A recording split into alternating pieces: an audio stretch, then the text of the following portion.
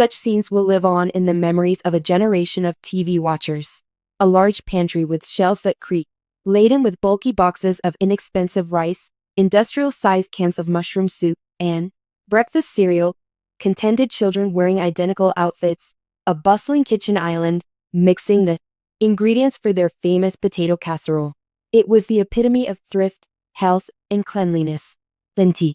The Duggar family used their 19 children as examples to show, extending $1 to feed an army on a tight budget.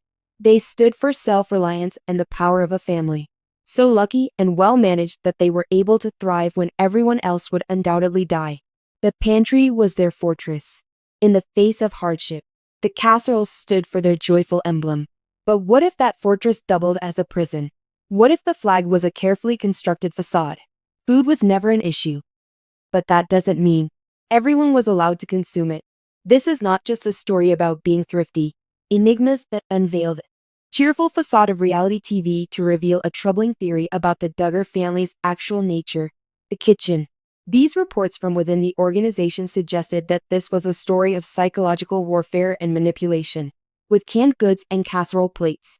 Before we begin this disturbing tale, if you believe that this kind of profound, fascinating, and you can't wait to learn more about the families you thought you knew, I would be very grateful if you could like this video and subscribe to Duggar Family Update. With your assistance, we can continue asking difficult questions. Now let's investigate Plenty's dishonesty. The narrative was presented to the world as being both powerful and simple to comprehend. Jim Bob and Michelle Duggars were outstanding examples of Christian stewardship. According to their motto, buy used and save the difference, they were able to live debt-free. This perspective had the most noticeable effect on their food expenses. 19 kids and counting's whole episodes were devoted to their massive grocery shopping trips. We watched in disbelief as they filled many shopping trolleys to the brim with discounted goods. Locations like Aldi. It was incredibly big. 40 pounds. 30 potatoes. In the event of a nuclear apocalypse, 12 eggs, enough of milk, and enough canned goods would provide a refuge. Regarding the overall sum, for a family of 21, it would be a budgeting miracle, but for an average household, it was excessive. And Jim Bob's frequently, proudly display their invoices while explaining how they supported their clan on just a few $1,000s each month in the calendar. It was clear what the intention was. With faith and financial discipline, anything is achievable. The food bank functioned as the real, a consequence of this achievement. This pantry was not your typical one. It was a testimony. Michelle would frequently guide the cameras through the well-arranged racks, take out the tomato sauce cases, the bulk cereals, and the endless vegetable cans. She claimed that it was God's favor, a way for them to provide for their expanding family. As soon as the children would get together at this stage of the interview, they would talk enthusiastically about their favorite inexpensive dinners. Tater. These delicacies include the renowned BBQ, poor man's pizza on bread, and tot casserole, tuna and cucumber sandwich. It all seemed to show a family content with life's small pleasures. Maintaining life. They didn't need fancy dinners. Their cupboard was always stocked, and they had each other. However, now that we have more time to analyze this video, consider the stories that have emerged from it. New questions begin to develop within the immediate family. We must ask, was this tale concerning? Was thrift the main factor? Or was it merely a front for something far more sinister? Was it truly cost-effective? Instead, is it an act of negligence masquerading as a virtue? An external fissure first occurs at the details about the nutritional value of the item. The cupboard was full of food, but it was all cheap, processed, and often of poor quality. Food items.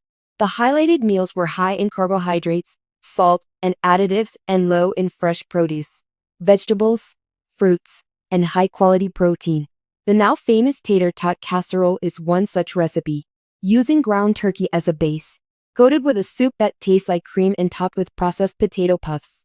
This high-calorie dinner is intended to be consumed at the absolute minimal, not to nourish growing bodies. For a household that depends on, emphasize the value of maintaining good health and taking good care of the bodies that God gave them. It is reasonable to rely on these processed foods. Doesn't make sense. Dietitians and medical professionals who have evaluated the family's eating patterns remotely have constantly voiced concerns, pointing out that while nobody appeared to be in need of calories, they were most likely not eating enough, which may eventually harm them. What's left?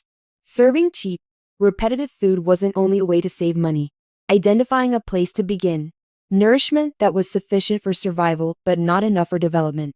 It creates the conditions for a state of mind where even a slight departure from the boring routine, such an extraordinary luxury.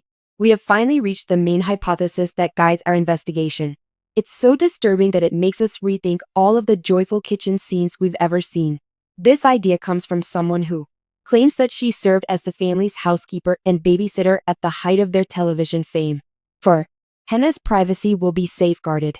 Hannah's tale has been pieced together from online discussion boards and the Duggar watching group's hushed remarks represent the pantry as an exclusive property that must be safeguarded at all costs, not for the advantage of others. As previously said by Hannah, the spacious pantry that you see on television, complete with all the bulk items, wasn't accessible to the younger generation. It was reported that Michelle, and later the oldest, retained the key to the locked door. She gave duty to two of her daughters, Jana and Jill. The youngest of the children, in particular, were unable to simply reach for a snack if they felt hungry. Even the basic act of getting food required a formal process. They had to find their mother or the responsible sister to obtain permission to eat. You possess an essential, crucial concept to understand. In a normal, healthy home, food is a given. A baby feels a sudden hunger pang. They come to the eating area. They grab an apple or a few of crackers. This action is simple, automatic, and requires no explanation. Hannah describes how hunger was measured. She contends that the food request was not always fulfilled.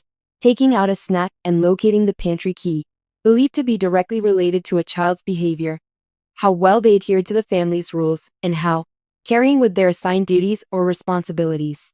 The cuisine at this place. The alleged system evolved from a fundamental human right to a tool for swaying people's behavior. It was a reward for obedience rather than a penalty for disobedience. If a child behaved out or lacked self-control, complete their homework with joy. If they argued with a sibling, their request for a snack could not turn down.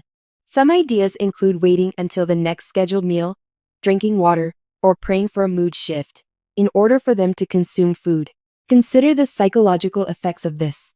The symptoms of a toddler's internal hunger prove to be unreliable and dishonest. They learn that their body's requirements are subordinated to the demands of an external power source. Senior official. They learn that food is the most basic requirement and that love and care are not freely given, withheld without prior notice. This can lead to severe food-related anxiety and instability, which can result in eating disorders and mental health problems for the rest of one's life.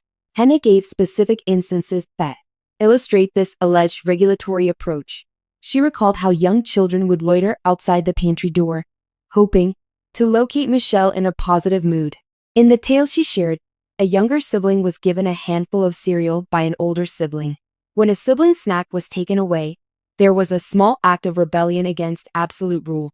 The planned meals were another factor that could be managed. Everyone ate the same dish at the same time and in the same way. No one's appetite or inclinations could be taken into account. Regardless of hunger, meals were consumed.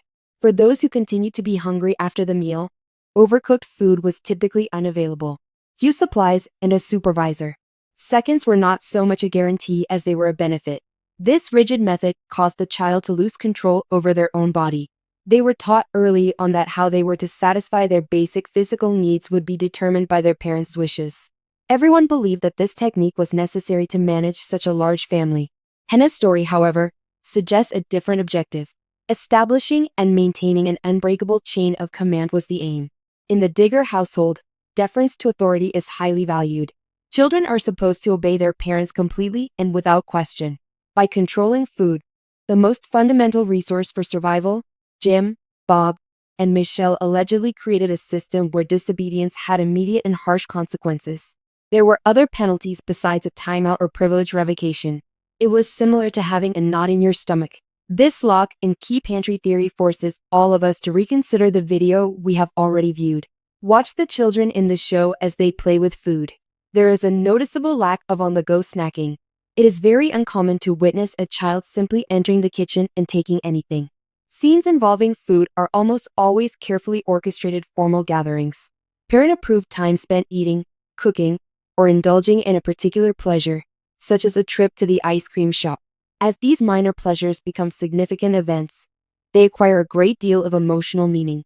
The children's extravagant responses to an ice cream bowl may go beyond the usual joy of indulging in something delectable.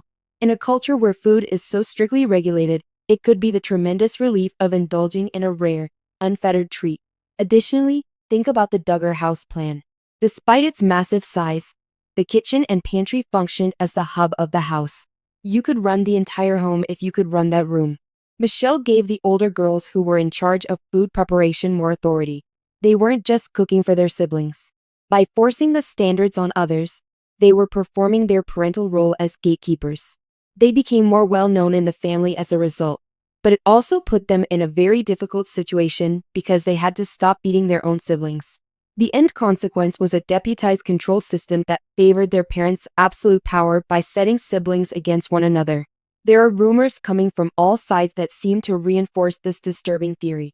Despite appearances, there remained an underlying sense of poverty, according to those who have worked for the family or been connected with their church. Even though the children appeared to have plenty of food at home, they couldn't help but observe how they would behave during social gatherings when it came to eating, almost desperately. The Duggar kids reportedly overrun the food tables at a church dinner, heaping plate after plate on them. Observers initially believed it to be the typical behavior of youngsters from large families, but they now see it as an unhealthy fixation with calorie counting. This conduct is a classic sign of food insecurity. In order to preserve calories for when they might be hungry, youngsters who have restricted access to food or who are unsure of when they will have their next complete meal often overeat when given the chance.